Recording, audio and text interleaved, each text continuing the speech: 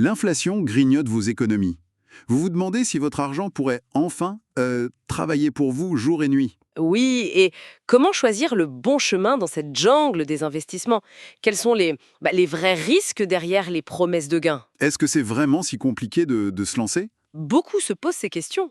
Aujourd'hui, justement, on explore les différents types d'investissements pour essayer d'y voir un peu plus clair. Notre analyse, elle s'inspire des infos et stratégies partagées par des experts reconnus. On pense notamment à ceux de la chaîne Shark Trading. Tout à fait. Notre mission, décrypter un peu tout ça, comprendre les options et voir comment construire une approche qui soit adaptée à chacun. On va essayer de distiller l'essentiel de ce que ces sources proposent, pour avoir une vision, disons, plus nette. Parfait. Alors, allons-y, plongeons dans le vif du sujet. On commence par la base, j'imagine. Oui, les liquidités et les comptes d'épargne. C'est la sécurité avant tout, l'accès facile au fonds. Simple et sûr. Simple et sûr. Mais attention, l'inflation, elle mange la valeur réelle de cet argent. C'est idéal pour le fonds d'urgence, ça oui, c'est une nécessité. D'accord, donc une base indispensable, mais pas un moteur de croissance. Ok. Ensuite, l'or, les métaux précieux. C'est la valeur refuge classique, non? C'est l'image qu'on en a, oui. Historiquement, ça offre une certaine stabilité, une protection contre l'incertitude économique. Hmm. Les analyses, comme celle de Shark Trading par exemple, montrent que c'est une sorte d'assurance, un élément de diversification. Mais bon, ça ne génère pas de revenus directs. C'est une partie du portefeuille, pas tout le portefeuille. Intéressant comme nuance. Et maintenant, le gros potentiel, Hmm. les actions. Devenir actionnaire, posséder une part d'entreprise. Ça fait rêver, non? Ah oui, le potentiel de croissance est souvent le plus élevé, c'est vrai. Mais Mais le risque est à la hauteur. forte volatilité, il faut le dire. Et ça demande une vraie connaissance du marché. Ce n'est absolument pas un jeu de hasard, faut être clair là-dessus. Justement, la connaissance. C'est peut-être le moment de souligner que la chaîne Shark Trading, dont on s'inspire pas mal aujourd'hui, elle propose un contenu vraiment pointu et professionnel sur le trading et l'investissement. Oui, j'allais y venir. Ils ont, je crois, 7 cours, c'est ça? Dont 2 pour experts qui ont, paraît-il, fait pas mal de bruit. Oui, apparemment, ils ont révélé certaines coulisses des marchés financiers. Et ils ont aussi 4 livres best-sellers. C'est important de le dire, ce type d'information, ça vaut souvent très cher ailleurs. Et ils proposent aussi un cours spécifique pour apprendre le trading et l'investissement de A à Z, même en partant de zéro. C'est une ressource assez dense. D'ailleurs, on mettra les liens vers la chaîne et ce cours dans la description, bien sûr. Pour ceux que ça intéresse, on a aussi effleuré l'analyse d'actions plus en détail dans une discussion précédente. Bonne idée de le rappeler. Alors, après les actions, passons à l'immobilier.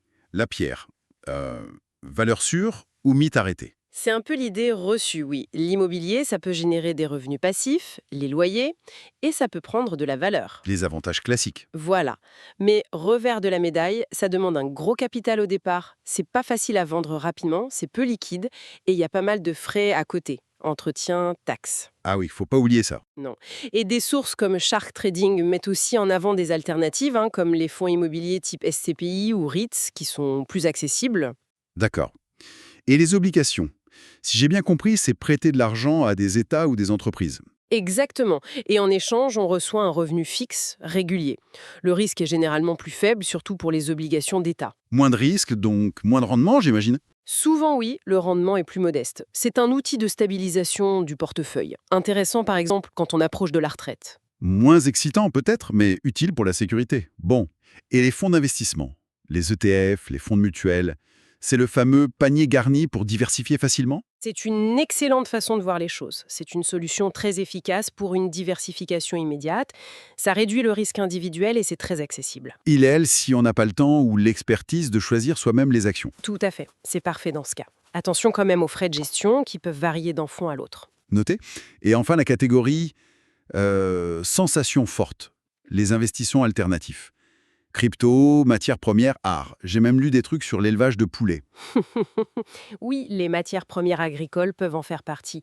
Le potentiel de gain rapide peut être énorme parfois. Le jackpot potentiel. Le jackpot potentiel, mais le risque aussi est extrême. La volatilité est juste démentielle et ça demande une expertise très très pointue. Et puis il faut le dire, les arnaques sont nombreuses dans certains de ces domaines. Ce qui nous amène à un produit crucial, la sécurité de la plateforme où on investit. Absolument fondamental. Avec la multiplication des plateformes un peu douteuses, disons, choisir un acteur sérieux, régulé, fiable, c'est la base. Et justement, là-dessus. Justement, pour ceux qui cherchent une plateforme reconnue et sûre pour trader les actions, l'or, le forex, ce genre de choses, on a inclus un lien vers une option qui est mondialement connue, réputée pour sa sécurité, sa rapidité pour les dépôts et les retraits. Ah, intéressant. Et ils offrent même un bonus de 50% sur le premier dépôt. Ça peut être un coup de pouce pour démarrer. D'accord, donc ce lien sera aussi dans la description avec les autres ressources mentionnées, comme la chaîne Shark Trading. C'est noté.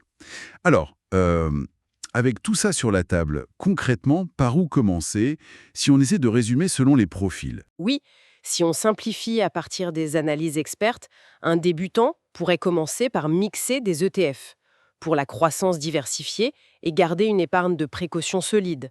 Logique. Un profil intermédiaire pourrait ajouter des actions choisies avec soin, peut-être des obligations, un peu d'or pour la stabilité. Plus diversifié. Voilà. L'aventurier, lui, pourrait explorer, mais vraiment prudemment, les alternatives comme les cryptos ou des actions technologiques très spécifiques. Avec les risques que ça implique. Absolument. Et enfin, si on est proche de la retraite, bah là, on va chercher plus de stabilité, obligations, immobilier peut-être, des actions solides qui versent des dividendes. D'accord. Mais le plus important, vraiment, c'est d'adapter tout ça à sa propre situation, ses objectifs perso et sa tolérance au risque. Il n'y a pas de recette unique. Bien sûr. Et ça soulève des questions importantes pour chacun, non? Par exemple, quel niveau de risque est réellement acceptable pour moi pour atteindre mes propres objectifs financiers? Exactement. Et comment trouver le juste équilibre, mon équilibre personnel, entre cette recherche de croissance et le besoin de sécurité dans mon portefeuille? Et peut-être la question la plus directe, quelle serait la toute première action concrète, même toute petite, que je pourrais faire dès maintenant pour avancer? Ce sont d'excellentes questions pour guider la réflexion. D'ailleurs, si un sujet financier spécifique intéresse particulièrement nos auditeurs, s'ils aimeraient qu'on l'aborde dans une prochaine discussion, qu'ils n'hésitent pas à nous le faire savoir en commentaire. Bonne idée. Et pour conclure, peut-être une petite pensée. Au-delà de tous ces types d'actifs, est-ce que l'investissement le plus rentable sur le long terme, ce ne serait pas finalement celui qu'on fait dans sa propre connaissance financière? C'est une très belle réflexion. Si cette exploration vous a été utile, pensez à vous abonner pour ne pas manquer les prochaines analyses. Et n'oubliez pas, tous les liens importants qu'on a mentionnés, la chaîne Shark Trading, le cours, la plateforme, les livres, tout ça est disponible dans la description. On vous conseille vivement d'aller jeter un œil à ces liens. Merci de nous avoir écoutés aujourd'hui.